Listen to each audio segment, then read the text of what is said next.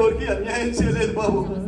నా గుండె బద్దలైపోయింది, ఆకాశం బద్దలైందా అన్నట్లు నా కంట్లోంచి కన్నీరు వరదలాగా పారింది బాబు.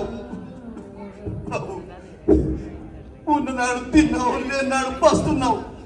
కష్టపడి నా కూతుర్ని ఎంబీబీఎస్ చదివించుకున్నాను బాబు, ఎంబీబీఎస్ చదివించుకున్నాను.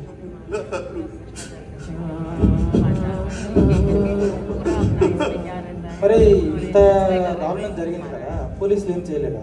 పోలీసులా? వాళ్ళు ఏం చేస్తారు బాబు? ఆ నలుగురు డబ్బున్న వాళ్ళ పిల్లలు కదా, వాళ్ళు న్యాయాన్ని, చట్టాన్ని, ప్రాణాన్ని, మానాన్ని అన్నింటినీ డబ్బుతో కొనేయగలరు.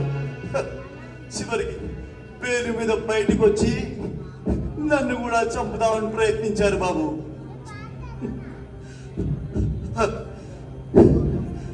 బాబు,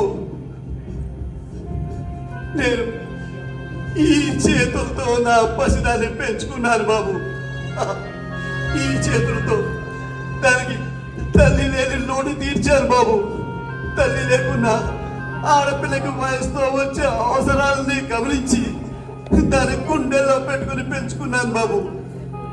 దానికి చిన్నప్పటి నుంచే గుడ్ టచ్ అంటే ఏమిటి, బ్యాడ్ టచ్ అంటే ఏమిటి నేర్పించుకుంటూ సంఘంలో ఎంత బాధ్యతగా ఉండాలి అని పెంచుకున్నాను బాబు. అంత బాధ్యతగా పెంచుకున్న నా కూతుర్ని ఆ నలుగురు రాక్షసులు కర్కశంగా మానభంగం చేసి దాన్ని చంపేశారు బాబు. బాబు, నా కూతురు లేని బతుకు నాకు వద్దు బాబు. అది లేకుండా నేను బతకలేను బాబు.